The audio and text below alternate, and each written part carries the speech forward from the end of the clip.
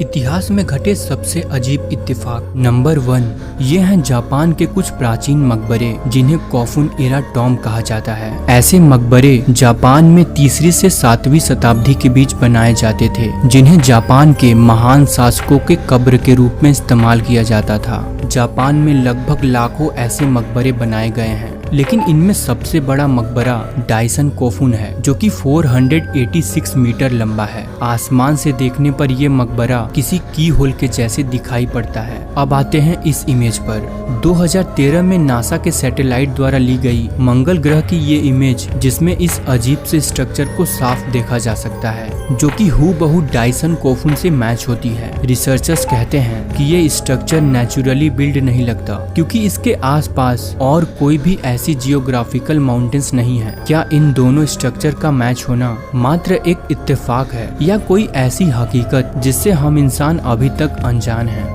Number 2, Hindu mythology में 3 supreme divine being का जिक्र किया गया है, जिन्हें भगवान ब्रह्मा, विष्णु और महेश कहा जाता है। हिंदू धर्म ग्रंथों के अनुसार ये तीनों सुप्रीम पावर्स ही इस यूनिवर्स के क्रिएशन, प्रिजर्वेशन और डिस्ट्रक्शन के लिए रिस्पॉन्सिबल हैं। भगवान ब्रह्मा इस यूनिवर्स के क्रिएटर हैं, भगवान विष्णु इस यूनिवर्स के प्रिजर्वर हैं, और भगवान महेश यानी शिवा इस यूनिवर्स के डिस्ट्रॉयर और रीजनरेटर हैं। लेकिन इसमें इत्तेफाक की बात यह है कि ग्रीक माइथोलॉजी में भी एक ऐसा ही सिमिलर ट्रिनिटी ऑफ गॉड्स का कॉन्सेप्ट है, जिसमें ज़्यूस, पोसाइडन और हेडिस शामिल हैं। ग्रीक माइथोलॉजी के अनुसार ये तीनों गॉड्स ही दुनिया और यूनिवर्स के एस्पेक्ट्स को कंट्रोल करते हैं। दोनों ही माइथोलॉजी में 3 सुप्रीम गॉड्स हैं। ये इत्तेफाक दुनिया के पुराने सिविलाइजेशंस में रिलीजन और माइथोलॉजी के एवोल्यूशन के कॉमन पैटर्न्स को दिखाता है, जहां लोगों ने अपने इन्वायरमेंट्स के बेसिस पर सुप्रीम बीइंग्स को वर्शिप किया और अपनी स्पिरिचुअल बिलीफ्स को डेवलप किया।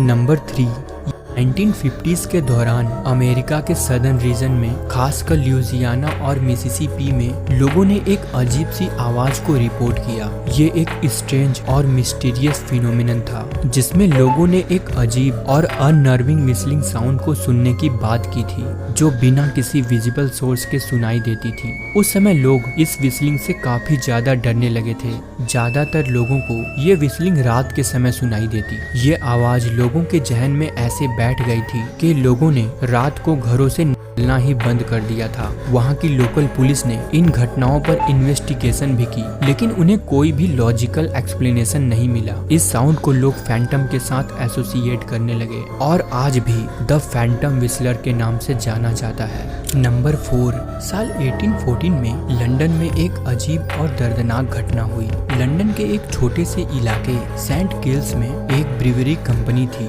जिसमें बियर बनाने के लिए विशालकाय लकड़ी के टैंकों का इस्तेमाल किया जाता था। 17 अक्टूबर 1814 की शाम को उसमें से एक विशाल टैंक, जिसमें 3555 बैरल बियर भरी थी, अचानक फट जाता है। उस टैंक के फटने का इम्पैक्ट इतना तेज था कि आसपास के और टैंक भी ब्लास्ट हो गए और 1.4 मिलियन लीटर बियर लंदन के सड़कों पर बह गया। इस विशाल बियर की बाढ़ ने आसपास के इलाकों में भारी तबाही मचाई। सेंट गिल्स, जो कि पहले से ही काफी गरीब और घनी आबादी वाला एरिया था, वहाँ के लोग इस बाढ़ से सबसे ज्यादा प्रभावित हुए। कई लोगों के घर ढह गए और आपको जानकर हैरानी होगी कि इस बियर की बाढ़ ने 8 लोगों की जान ले ली। ये घटना लंदन के इतिहास में एक अजीब और अनोखी घटना मानी जाती है। समय के साथ इस घटना को लेकर कई कहानियां और लोक कथाएं भी बनने लगी।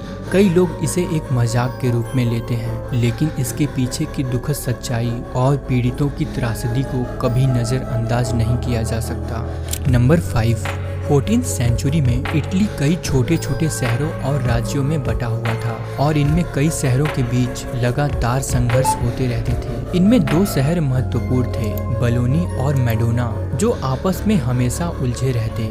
बलोनी गुएल्फ पार्टी के साथ जुड़ा था, जो कैथोलिक चर्च और पोप जॉन का समर्थन करते।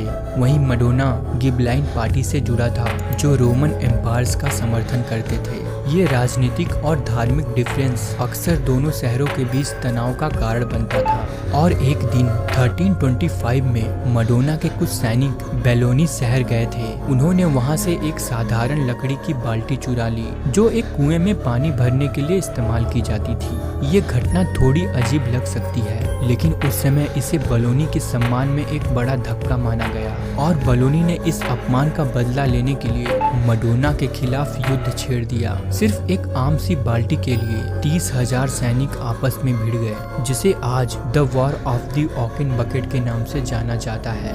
इस वॉर में हजारों सैनिकों ने अपनी जान गंवा दी, लेकिन फिर भी बलोनी इस वॉर को नहीं जीत सका और उस बाल्टी को वापस नहीं ले सका। वहीं मडोना ने इस वॉर को जीत लिया और उस बाल्टी को अपने विक्ट्री का प्रतीक माना। वो बाल्टी आज भी वहाँ के एक टावर में सुरक्षित रखी हुई है, नहीं मिलती है।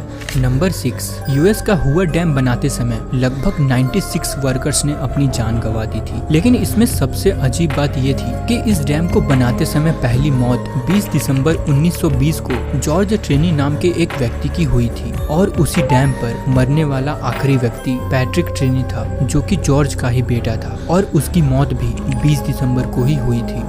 नंबर 7, साल 1897 में एक लेडी जोना हिस्टर अपने हस्बैंड ट्रॉट के साथ यूएस के ग्रीन ब्रायर में रहती थी। एक दिन अचानक से जोना हिस्टर की मृत्यु हो जाती है। जब डॉक्टर को बुलाया जाता है तो डॉक्टर इसे एक नेचुरल डेथ बताता है और लोग भी इसे एक नेचुरल डेथ ही मान रहे थे। जोना की बॉडी को दफन कर उसका अंतिम संस्कार कर दिया जाता है। लेकिन इस घटना के 4 दिन बाद कुछ ऐसा हुआ जिसने सभी के होश उड़ा दिए। जोना की मदर मेरी जैन हिस्टर 4 दिन बाद वहाँ के लोकल पुलिस स्टेशन में गई और शेरिफ से बताया कि उसकी बेटी जोना उसके सपने में आई थी और उसने बताया कि उसकी मौत नेचुरल नहीं थी, बल्कि उसके हस्बैंड ने जोना का गला दबाकर उसका मर्डर किया था। जोना की मदर ने काफी रिक्वेस्ट किया और इस केस को फिर से इन्वेस्टिगेट करने की मांग की। इसके बाद जोना की बॉडी को उसके कब्र से बाहर निकाला गया और उसे पोस्टमार्टम के लिए भेज दिया गया। पोस्टमार्टम से पता चला कि उसकी मौत दम घुटने की वजह से हुई है और उसके गले की हड्डी भी टूटी मिली। इसके तुरंत बाद ही जोना के हस्बैंड ट्रॉट को कस्टडी में ले लिया गया, जहां उसने कबूल किया कि जोना का मर्डर उसी ने किया था। ट्रॉट को कोर्ट ने उम्र कैद की सजा सुनाई। कुछ लोग जो पैरानॉर्मल घटनाओं पर बिलीव करते हैं वो इस घटना को सुपर नेचुरल इवेंट मानते हैं, जहां मैरी जैन के सपने में जोना की आत्मा ने आकर सारा सच बताया था। वहीं कुछ लोग जो लॉजिकल रीजन पर बिलीव करते हैं उनका मानना है कि जोना की मदर मैरी जैन अपनी बेटी की अचानक मौत से इमोशनली इतनी ज्यादा डिस्टर्ब थी कि उसके सबकॉन्शियस माइंड ने उन्हें ये सपना दिया, जिससे इस केस को लीड मिली। वैसे आपकी इस घटना को लेकर क्या राय है, हमें कमेंट बॉक्स में कमेंट कर जरूर बताएं।